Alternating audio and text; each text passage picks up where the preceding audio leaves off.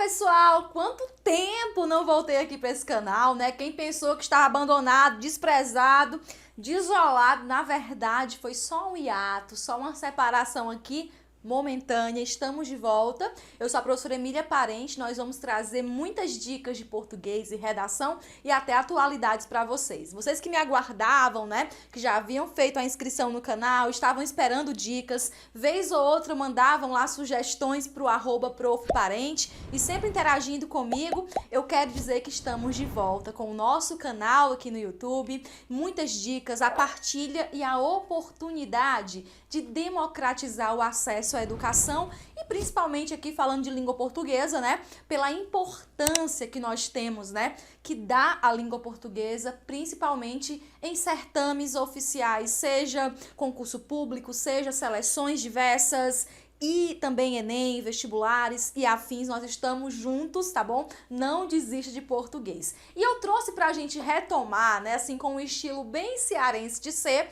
eu trouxe o português desenrolado. Professora Emília, o que é esse negócio de desenrolado, né? Aqui no Ceará, quando alguém é ágil, eficiente, quando alguém resolve as coisas, assim, com muita facilidade, nós dizemos, fulano é desenrolado, fulana é desenrolada. Então aqui eu vou trazer dicas de português desenrolada. Essa aqui é a parte 1, né? Diante de tantas dúvidas sobre transitividade verbal, esse é o assunto que eu escolhi para o nosso português desenrolado de hoje. Então aqui eu quero já trazer dicas que, embora eu esteja, né, observando o cunho teórico da língua portuguesa, que é muito importante nesse português desenrolado, eu vou trazer dicas para vocês que são mais, assim, assertivas, mais pontuais, para facilitar aí quando você precisar, né, sempre daquela luz, situação de prova, aquele bizu, aquele macete importante. Então fique aqui comigo.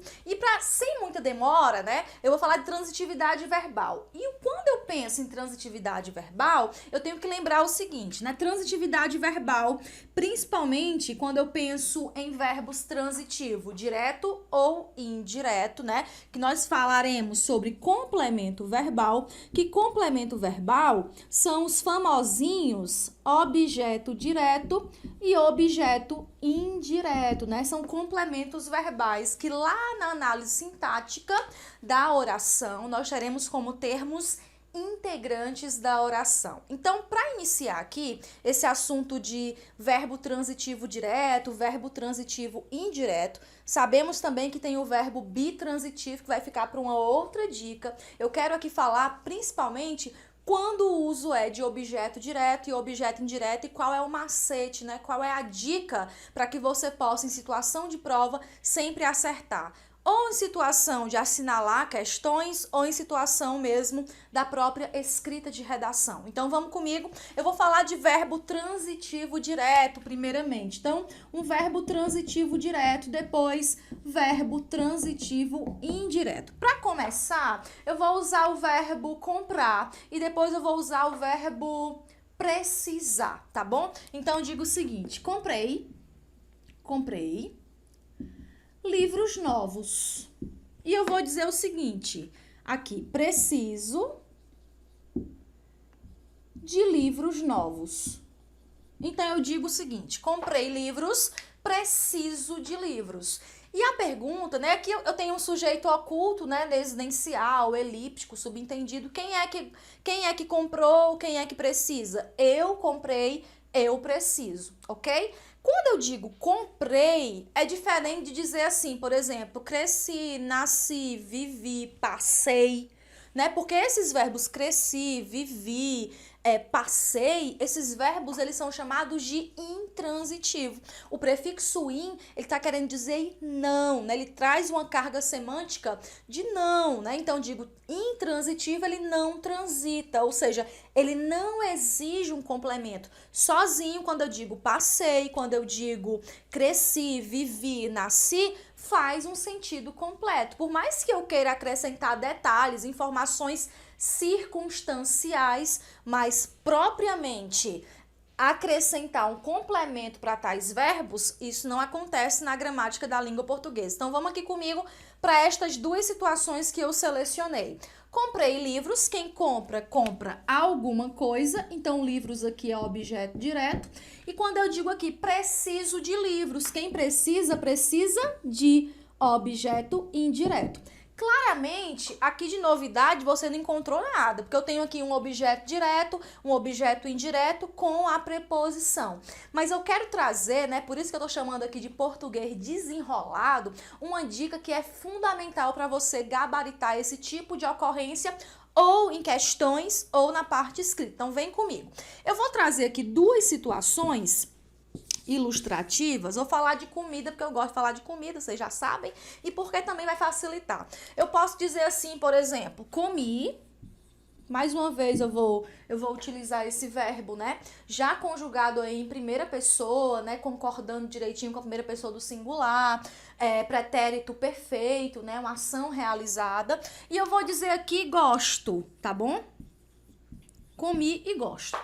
Quem come, afinal ninguém é canibal, não é verdade? Então quem come, come algo. Eu posso dizer assim, ó, comi do bolo.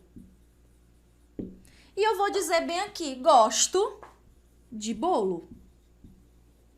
Preste atenção. Eu tenho o verbo comer e eu tenho o verbo gostar. O que é que nós temos aqui, né, como macete? Eu quero que você tente visualizar o primeiro exemplo isolando a preposição mais artigo aqui, que é de mais ó. A preposição, é muito importante destacar isso, né? A preposição é uma categoria que funciona ali como um conectivo. Preposição de, para, compor, sobre, entre, em, a, né? E as outras preposições e locuções. Essa preposição, ela liga termos. Além de ligar termos e ser uma categoria invariável, a preposição também estabelece uma relação de carga semântica. O que é essa semântica? É o sentido, né? É o significado dentro da sentença. Então, eu digo o seguinte, comi do bolo. A dica principal para você entender se essa preposição é ou não obrigatória é você retirá-la da sentença. Observe comigo. Eu posso dizer assim, ó, comi bolo. Comi qualquer bolo. Eu posso dizer comi o bolo inteiro. E eu posso dizer comi do bolo. Quando eu digo comi do bolo, esse do bolo aqui está dizendo que eu sou uma pessoa educada e eu comi parte do bolo, né? Então eu comi ali parte do bolo. E essa preposição, ela não é obrigatória na sentença, uma vez que comer é verbo transitivo direto. Então eu digo comi do bolo, comi parte do bolo. Esse objeto direto aqui, portanto, ele é chamado de objeto direto preposicionado. Opa, professora Emília, objeto direto pode ter preposição? Pode ter preposição. Ela só não é o quê? Obrigatória. Diferente do objeto indireto, né? Retirando aquele caso do lhe, que é um pronome oblíquo que também tem função de objeto indireto, em todas as outras situações nós teremos a preposição aqui envolvida. Então vamos para cá, ó. Gosto de bolo.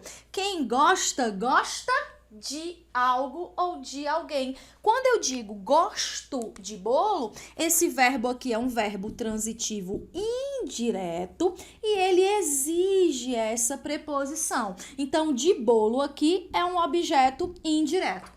Mas para ser português desenrolado, eu vou agora arrematar com a dica.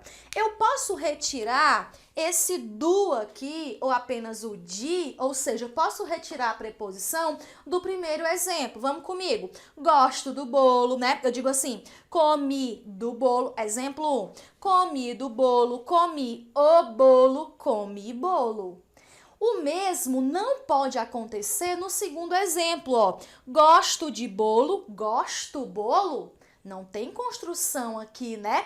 À luz da estrutura gramatical, nesse caso aqui, houve um truncamento quando nós retiramos o de. Por que que isso aconteceu? Português desenrolado. Quando você tiver dúvida se a preposição é ou não obrigatória, você vai retirar da sentença.